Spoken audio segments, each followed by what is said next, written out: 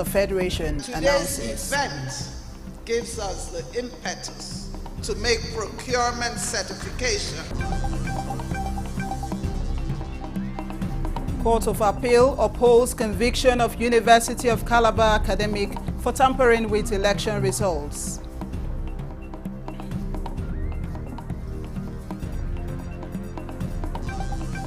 Nigerian Navy ship rescues 99 passengers from a mishap.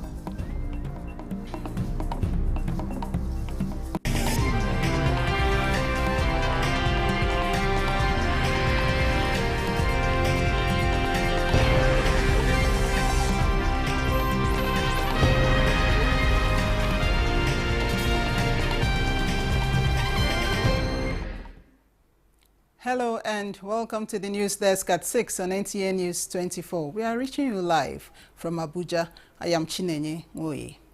Ongoing transformation of Nigeria's public procurement system has received a boost with the launch of the Nigeria Procurement Certification Program to sustain transparency and accountability in line with President Bola Tinubu's renewed hope agenda that is focused on purposeful leadership. Minister of Information and National Orientation, Mohammed Idris, embraced the initiative as a transformative tool that will address the challenges in public procurement. Salihu Abdullahi Gwanara reports.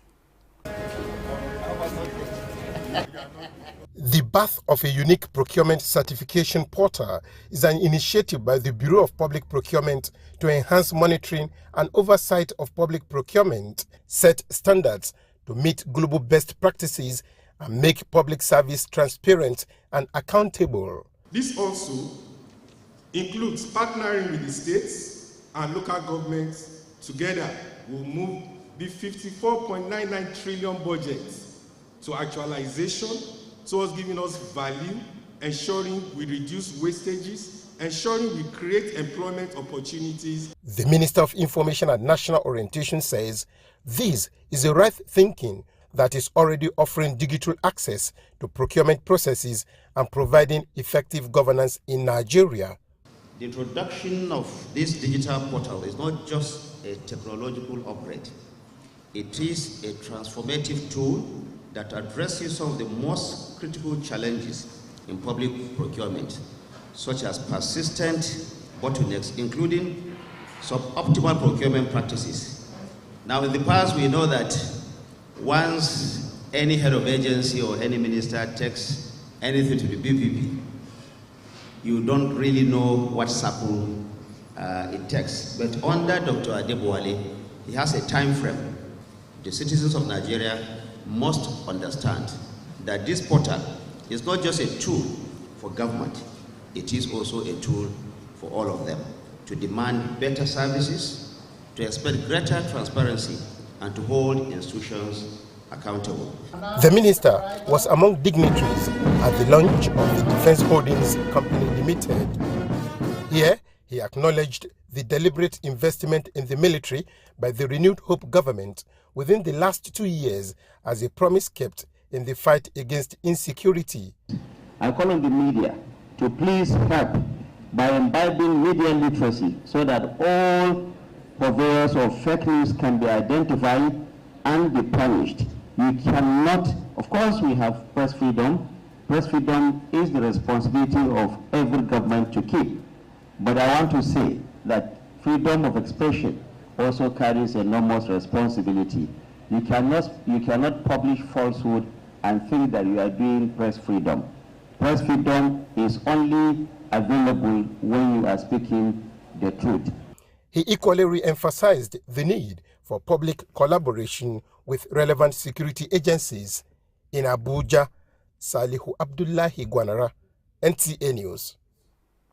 Head of Service of the Federation, Esther Didi Walsinjak, has announced that henceforth, procurement certification will be made mandatory for officers in civil service who are involved in procurement activities. This was during the launch of Nigeria Procurement Certification Program by the Bureau of Public Procurement. Ekene Ndulue reports.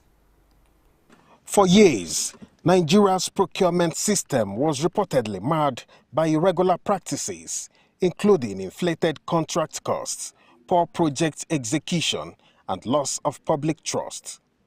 Bureau of Public Procurement identified capacity of procurement officers as a major cause of this gap, and with assistance from World Bank, commenced implementation of sustainable procurement, environmental and social enhancement project. Under the project, the Bureau is launching the Nigeria Procurement Certification Program portal to commence training and certification of procurement officers in order to reduce unethical practices. It intends to build knowledge, mastery, and skills of procurement officers that will match the expectation of all critical stakeholders. We are already engaging professional bodies to assist us in building sector-based procurement expertise that will match our colleagues in the private sector.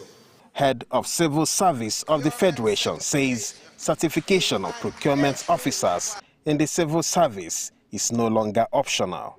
And today's event gives us the impetus to make procurement certification a mandatory requirement for officers involved in procurement activities. The SPE-SSE program, which is being launched today, represents a strategic step towards institutionalizing professionalism in procurement, environmental, and social standards management. Stakeholders are optimistic that recent reforms by the Bureau of Public Procurement will usher in a new era of accountability and professionalism in the nation's procurement landscape. In Abuja, Ekene Ndulue, NTA News.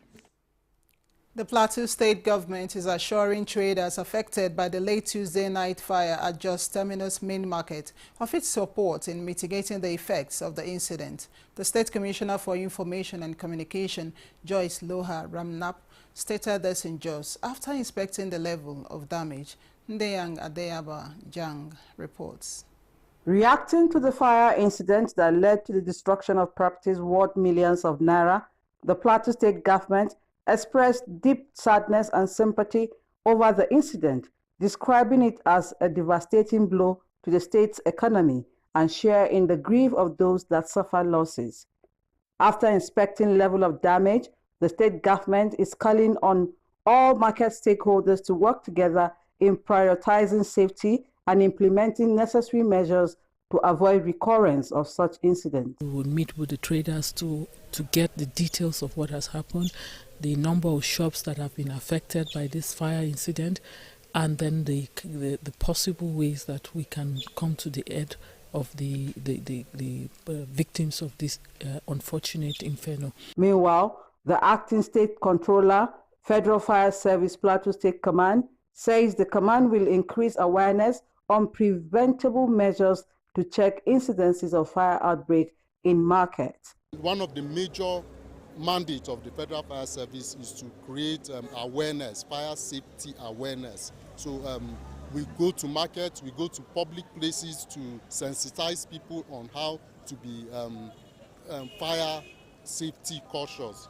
The fire incident is the third since 2002, when fire destroyed the Jos Main Market, adjudged to be the largest in West Africa. Since then, efforts to rebuild the market has not been successful.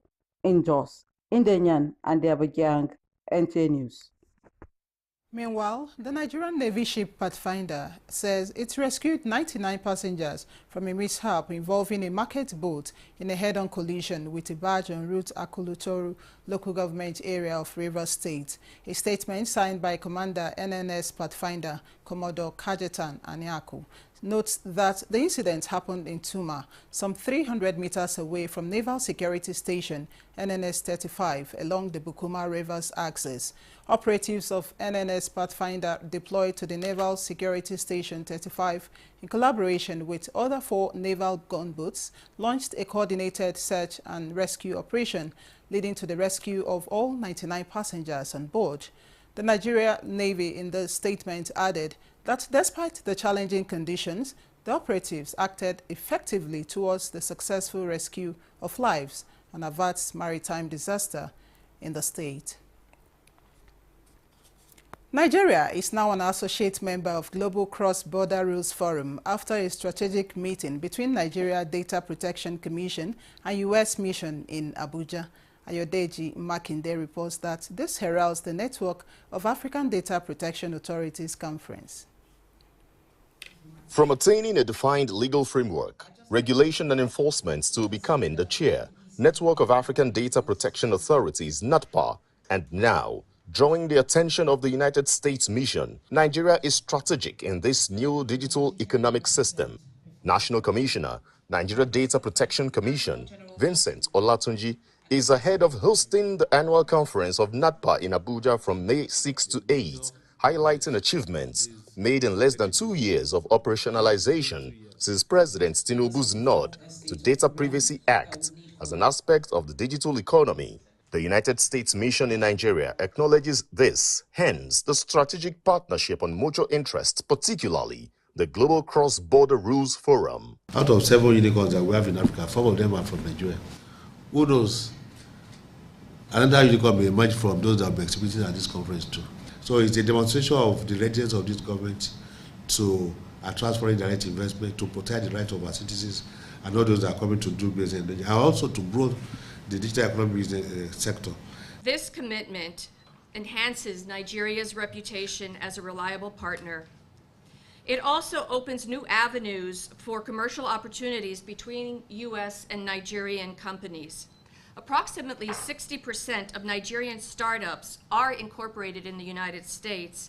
As Nigeria enters into the Global Cross-Border Data Privacy Rules Forum, over 2,000 participants from 30 countries have submitted applications for accreditation at the NAPDA conference in Abuja. Ayodeji Makinde, NTA News.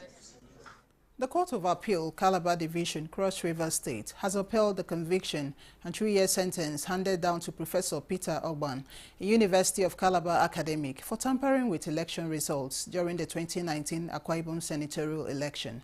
The appellate court affirmed the verdict of the High Court in Ikote, which found Ogban guilty of electoral fraud. The 3-man panel of justices strongly criticized the professor's actions, especially given his responsibility to uphold the credibility of the electoral process. Professor Ogban, a sole physics expert, served as the returning officer in the controversial senatorial election following investigations by the Independent National Electoral Commission, INEC. He was found to have deliberately manipulated figures to increase votes of a particular candidate at the expense of his opponent. The case was part of a broader push by INEC to make electoral offenders accountable. The Federal High Court sitting in Abuja has ordered the EFCC to perfect the processes of the ongoing administrative bail granted to Aisha Achimugu within 24 hours. Justice Inyang Ekwo gave the order when the businesswoman honored the court order that she should appear before the court on 30th of April 2025. Aisha Achimugu, who is yet to be arraigned, was declared wanted in March 2025 by the EFCC for alleged criminal conspiracy and money laundering to the tune of more than 8 billion naira involving oil block deal. Justice Ekwo adjourned the matter to the 2nd of May for parties to come back and report on the progress made regarding the court order. This is the news desk at 6 on NTA News 24. We'll take a break here. There will be more reports when we return. This day. Easter sales is on. Enjoy unbeatable furniture deals with up to 50% off on our luxurious Turkish sofas starting from just 2.8 million naira. Get a smart bed for only 7 million naira plus 25% off our luxury collections. That's not all. Enjoy free delivery and installation in Abuja, Lagos, Enugu, and Kano. Visit any of our showrooms or shop online to take advantage of these incredible offers.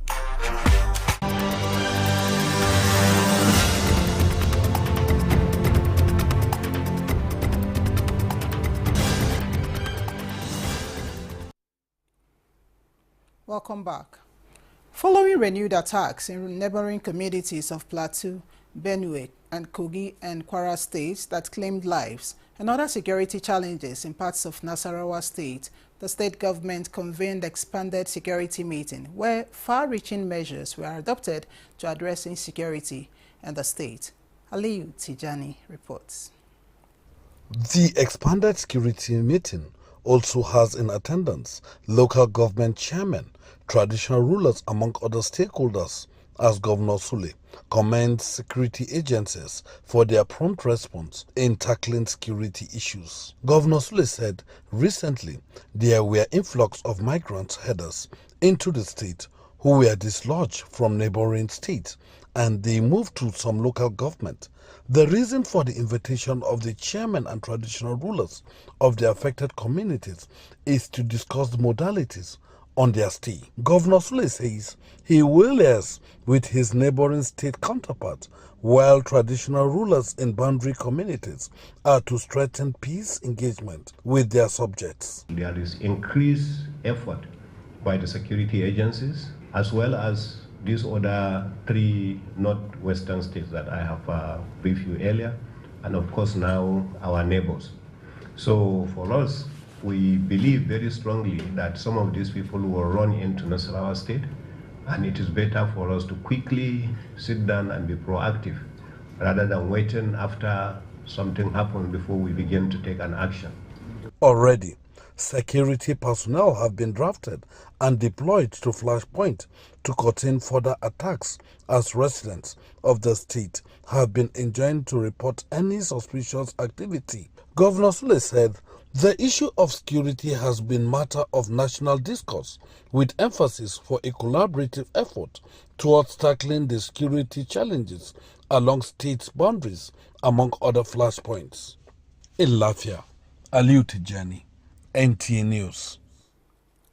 No fewer than 50 additional operational licenses have been issued to private guard companies by the Nigeria Security and Civil Defense Corps, NSCDC, bringing the number of registered companies in the country licensed to approximately 4 million.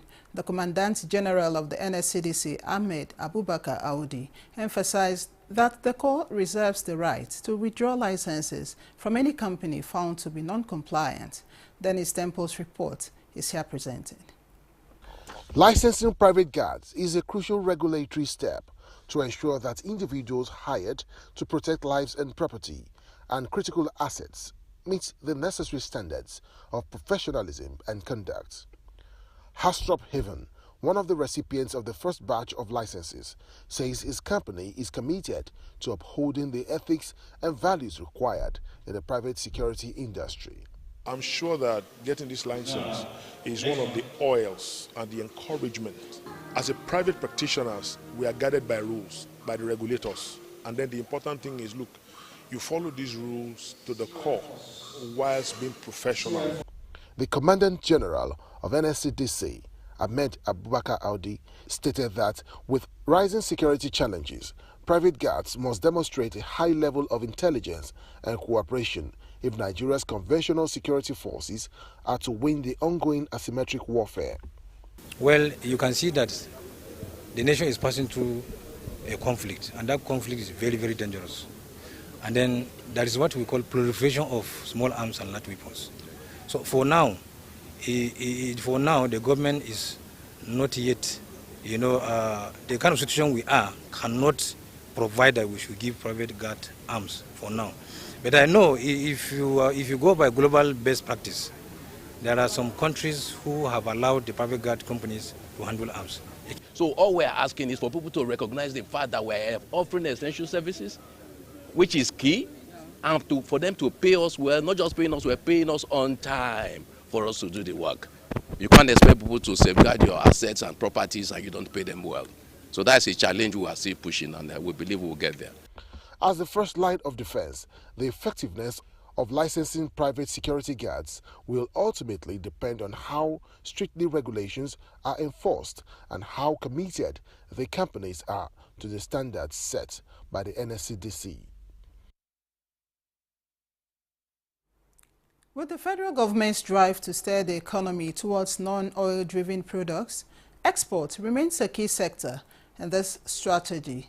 Experts on NTA's program Good Morning Nigeria seek improvement in data collection to boost exports both within and outside the African trade zone. Daniel Aderiye tells us more. I just did a press briefing on the first quarter of 2025. We grew quarter against quarter by 24.7%. Now, this is not the whole story. This is just documented non-oil export. While the Nigerian Export Promotion Council has reeled out figures hinting at the improved export across the country, the narrative on agribusiness SMEs is a bit different. These group of businesses believe the bane of their challenges is mostly hinged on the irregularity of market pricing index. When we go to the markets to buy, how do these buyers get into our country to buy? You are negotiating for 1 naira. Somebody is telling you, I'll pay you 250 kobo. For the same thing, you are negotiating for 1 naira. How do you make and they profit? have the money. And because of that, the instability in our pricing is eating deeply into our business. NEPC, as far as I'm concerned, is an enabler. They are in charge of export promotion. It is their responsibility to give us information, to access to markets, because they have people scattered all over the world to give us information. But what we exporters do with that information is our own business. If you said, okay, Nigerian is exporting such items, which you itemize them, then give us the inventory of the farmers. Where are the farmers? Where are the farmlands? Which amount of variety of that item we are talking of that they farm that year? We should have data of all this. They further reiterated the need for improved synergy and better collaboration amongst agencies in the export sector, which they noted is necessary for the ease of doing business. In Abuja, Daniel Aderiye, NT News. This is the news desk at 6 on NTA News 24. Let's take another look at our top stories.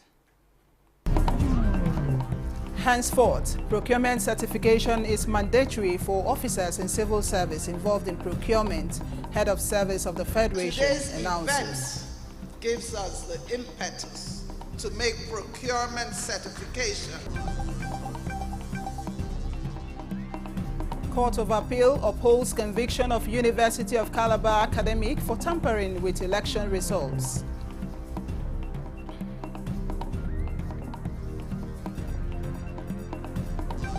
And Nigerian Navy ship rescues 99 passengers from a mishap.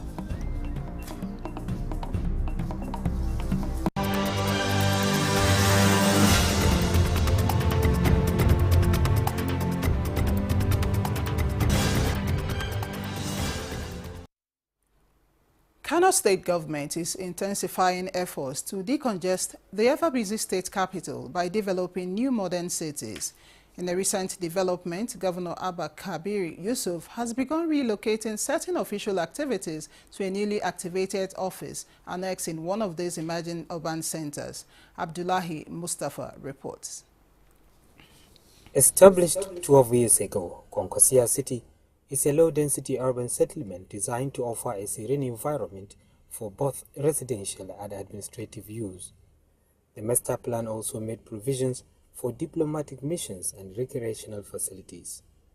While most of the houses in the city have already been acquired by private individuals, only a small number are currently inhabited. In response, the state government recently issued a 3-month ultimatum to property owners to occupy their residences or risk having their ownership revoked. As part of efforts to encourage settlement and demonstrate commitment to urban development and city decongestion, Governor Abba Kabir Yusuf has begun using the Governor's Lodge located in the city for official functions. We did this purposely so that we can encourage people, especially the owners of the houses that are located within the city, to be able and to be encouraged to pack into the city. The governor disclosed that such activities will continue to be held in Konkosia City to to demonstrate the government's seriousness in transforming the area into a functional urban hub. In Kano, Abdullahi Mustafa, NTA News. Nigeria has taken a crucial step in assessing its progress towards the Sustainable Development Goals with the National Validation Workshop on the 2025 Voluntary National Review. The workshop brings together stakeholders nationwide to evaluate achievements, identify gaps, and align strategies ahead of Nigeria's presentation at the UN High-Level Political Forum. Eukaria Clinton reports. The brightly lit conference hall in Abuja was filled with people with a singular purpose to validate a shared vision of sustainable development where everyone is significant. With the theme, Advancing Sustainable, Inclusive, Science and Evidence-Based Solutions for 2030 Agenda for Sustainable Development and the Sustainable Development Goals for Leaving No One Behind.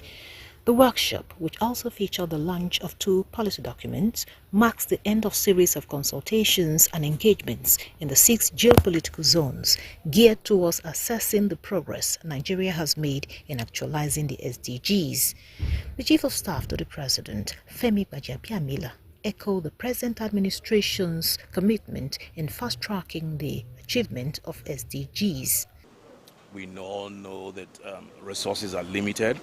But I can tell you that SDG is one of the areas where we try as much as possible, even in rationalizing the budget, to make sure that it's given priority. The Senior Special Assistant to the President on SDGs, Adejoke Orelope Adefulire, highlights the importance of having every sector involved in achieving the SDGs in Nigeria and beyond. We are collating. You know, the report is a work in progress, and that is what we got from the we are going to analyze it and start work with it in each of the states of the Federation. Don't forget that we work with all the MDAs at the national level, and are working with 36 state government, including FCT. It will also allow us all to have an insight into challenges ahead. We will continue to make progress as has been recorded in areas like poverty reduction, education and health. I always say, Africa will make the SDG if Nigeria make it. But if we don't succeed in Nigeria, let's just forget the progress for our sub-region, but also for our continent. And integrating local and international efforts, Nigeria reaffirms to leaving no one behind in the pursuit of sustainable development. The gathering was more than just a policy event. It is a stage for collective yearning for change. By fostering inclusive dialogue, emphasizing data-driven approach.